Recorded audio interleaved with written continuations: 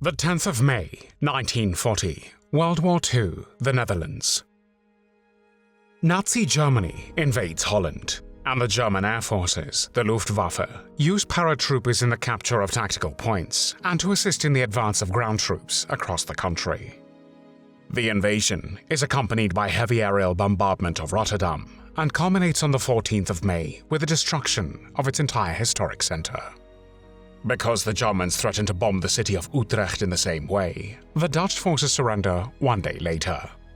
In June 1940, a man, whom Adolf Hitler will declare the Führer of the Dutch people, delivers a speech in Lunteren in which he calls for the Netherlands to embrace the Germans and renounce the Dutch monarchy, which has fled to London.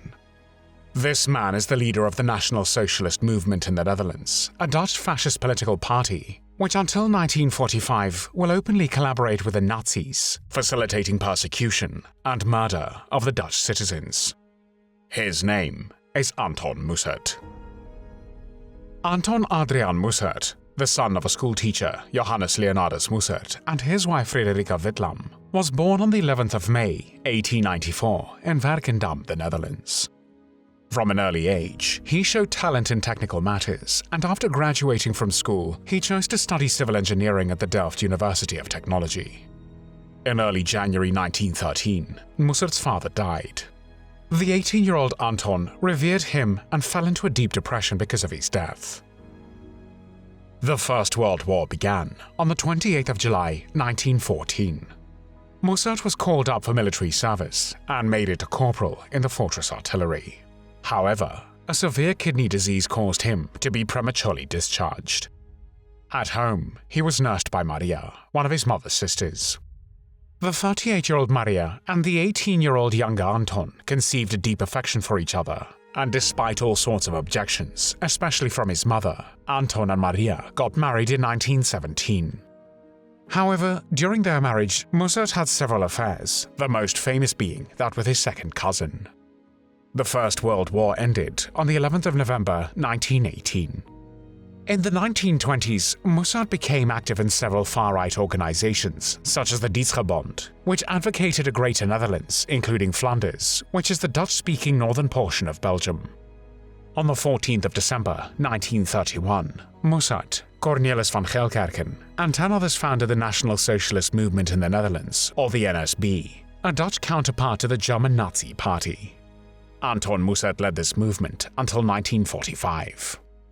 In 1932, Mussert founded Weerbaarheidsafdeling, or Resilience Department, the paramilitary arm of the NSB, roughly equivalent to the German SA. Members wore and marched in black uniforms, and were thus called Black Shirts. Mussert gave up his career as a civil engineer to devote himself entirely to political activity. He initially strongly rejected German racial doctrine and anti-Semitism, but later the party became more radical and anti-Semitic. While in its early years, the NSB boasted that its membership included several hundred Jews, from 1938, Jews were no longer allowed to be NSB members. While a 1933 demonstration in Utrecht attracted only 600 supporters, a year later, the NSB rallied 25,000 demonstrators in Amsterdam, and in the 1935 parliamentary elections, the NSB received 300,000 votes, almost 8% of the national vote. Mussert quickly became the most prominent National Socialist in the Netherlands, and in November 1936 met Adolf Hitler for the first time. 3 more meetings were to follow. By 1937, however, the party had already lost many sympathizers and achieved only 4% in the parliamentary elections. The reason was that the party's political closeness to the Third Reich was too unpopular in Dutch society, a fact that was strongly reinforced by the state, the established parties and the churches. Dutch civil servants had already been banned from joining the NSB in 1934, and a year later, the Weerbaarheidsafdeling was also banned and dissolved. Thereafter, Mussert worked toward preventing resistance to a German invasion. World War II started on the 1st of September 1939. On the 10th of May 1940, Germany invaded the Netherlands. When war broke out, Mussert, who was not involved in the German invasion, went into hiding. After the capitulation of the Dutch forces, Mussert re-emerged and cast himself as the representative of the Dutch people. Mussert and his party regained importance. In German-occupied Netherlands, a civil administration was installed under the SS auspices. Mussert hoped to become a regent or Dutch prime minister along the lines of the Norwegian Vidkun Quisling. However, he was not taken very seriously by the Germans and was not appointed prime minister of the occupied nation. Instead, Arthur Seyss-Inquart was appointed Reich Commissar of the Netherlands. Among Seyss-Inquart's first steps were a series of laws posing economic discriminations against the Jews. During 1940, the German occupation authorities banned Jews from the civil service and required Jews to register the assets of their business enterprises. According to new laws, Jews were no longer allowed to run their own businesses. Mussert particularly enriched himself from the seizure of Jewish-owned property. Through extortion of Jewish businesses and appropriation of Jewish real estate, he managed to amass a fortune of approximately 900,000 guilders, which converted to today's purchasing power corresponds to a fortune of over 13 million euros. In January 1941, the German authorities required all Jews to register themselves as Jews. The Germans claimed that the requirement that all Jews register was for their own safety, but the truth was that it enabled their future deportations, as the Nazis could easily track them down. A total of 159,806 persons were registered, including 19,561 persons born of mixed marriages. The total number included some 25,000 Jewish refugees from the German Reich. A Jewish council was established in February 1941. On the 22nd and 23rd of February 1941, German forces raided the Jewish quarter in Amsterdam, arresting and deporting more than 400 Jewish men to the Buchenwald and Mauthausen concentration camp. The Dutch people's reaction was unique among the Nazi-occupied Europe. They organized the February Strike, a two-day general strike which started on the 25th of February 1941. German officials brutally suppressed the strike. This action was followed by a hardening in Nazi policy. The German authorities and their Dutch collaborators segregated Jews from the general Dutch population and incarcerated 15,000 of them in German-administered forced labor camps. The Germans then ordered the concentration of Jews in Amsterdam and sent foreign and stateless Jews to the Westerbork transit camp in the northeast part of the country. Some of the remaining provincial Jews were sent to the Vught camp. Regulations which forced Jews to wear a yellow Star of David on their clothing as a means of identification were announced in the Netherlands on the 29th of April 1942. Those caught without the badge after the 5th of May when they came into effect were arrested and detained for a 6-week period to serve at Mauthausen. In the Netherlands, everyone knew that this was a death sentence. Deportations of Jews from the Netherlands began in July 1942. The last train left Westerbork for Auschwitz on the 3rd of September 1944. During these 2 years, the Germans and their Dutch collaborators deported some 107,000 Jews, mostly to Auschwitz and Sobibor, where they were murdered. Only 5,200 survived. In addition, 25,000 to 30,000 Jews went into hiding, assisted by the Dutch underground, and 2/3 of those managed to survive. The geography of the Netherlands made escape difficult. The ruthless efficiency of the German administration under Arthur Seyss-Inquart and the willing cooperation of Dutch administrators and policemen doomed the Jews of the Netherlands. Less than 25% of Dutch Jewry survived the Holocaust. One of the biggest impacts on the Dutch people during the occupation was caused by the German Arbeitseinsatz, or labor deployment, which forced every man aged between 18 and 45 to work in German factories. As part of this program, approximately 500,000 Dutchmen were transported by force to Germany. Life in the factories was hard, and dangerous too, as the buildings were regularly bombed by the Allies. Those that refused to go were forced into hiding. Because some Dutch citizens couldn't bear to see what was happening to their country and people and resisted the occupation, they joined the resistance. This resistance's counterintelligence, domestic sabotage, and communications networks helped to provide key support to Allied forces throughout the liberation of Holland. Members of the resistance, if discovered, were immediately sentenced to death. Mussert worked with the Gestapo in stopping resistance to the German occupation. In February 1941, Mussert agreed to and oversaw the formation of the 23rd SS Volunteer Panzergrenadier Division Nederland, which trained in Hamburg. In November 1941, The formation was ordered to the Eastern Front near Leningrad under the overall command of the Army Group North. The division acquitted itself well alongside its German allies, but suffered large losses. In April 1943, the unit was sent to Germany to be reformed as the SS Volunteer Panzergrenadier Brigade Nederland. The brigade was to consist of 2 Panzergrenadier regiments under the command of SS Oberführer Jürgen Wagner. After the war, the unit personnel were tried in the Netherlands, with several death sentences handed down.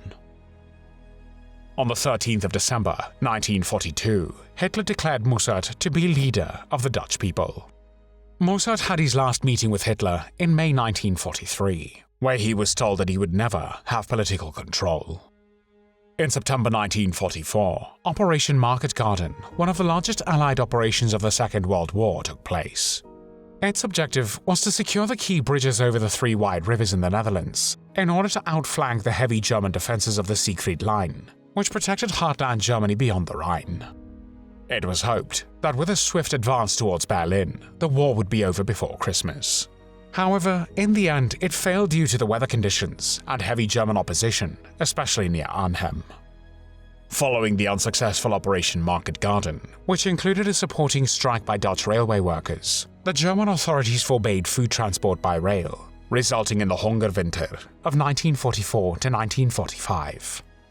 The west of the Netherlands suffered from shortages of fuel and food. In order to heat their houses, the population tried to find firewood wherever they could. They illegally cut down trees, burnt old furniture, and stole wooden blocks from between the tram rails.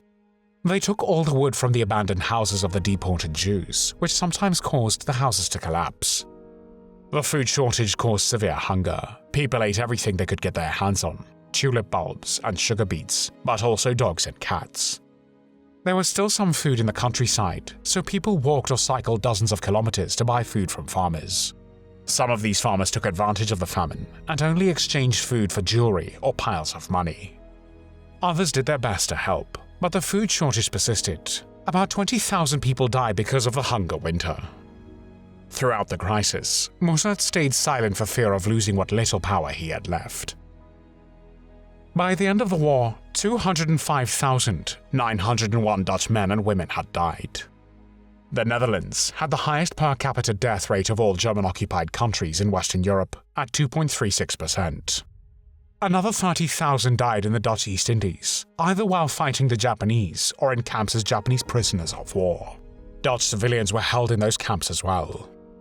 During the German occupation of the Netherlands, Anton Mussert was a weak leader in an unconvincing National Socialist Party that was still despised by much of the Dutch.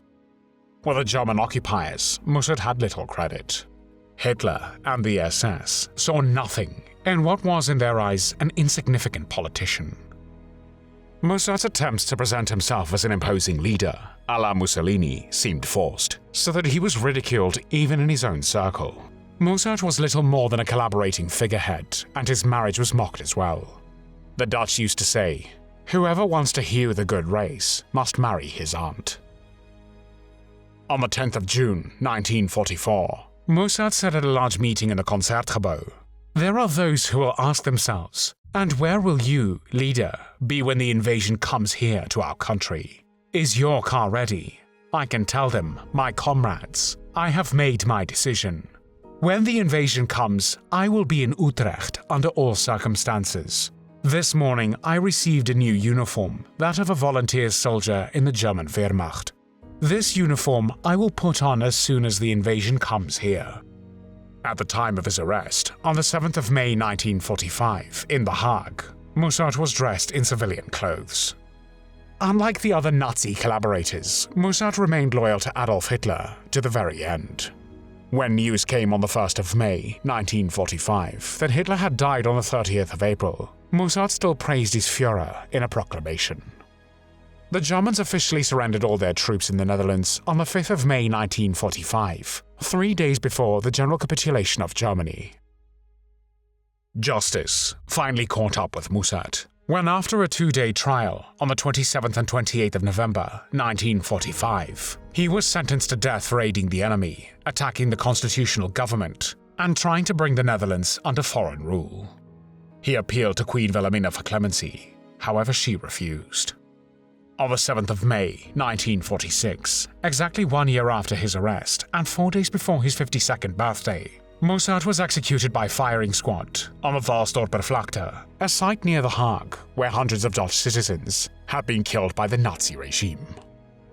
On the night of Saturday, the 16th of June, to Sunday the 17th of June, 1956, members of the Flemish right-wing militant order attempted to remove Mussert's remains from an unmarked grave under a pathway in The Hague's General Cemetery. After initially confirming that Mussert's remains had been removed, the authorities came up with a different story 1 week later. The unknown perpetrators would have made a mistake and dug up the wrong remains.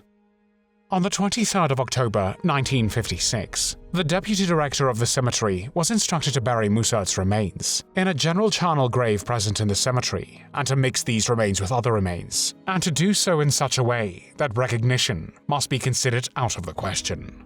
And so, it was done. There were no tears shed for Anton Mussert.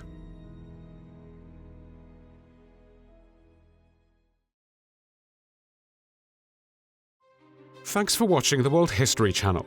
Be sure to like and subscribe, and click the bell notification icon so you don't miss our next episodes.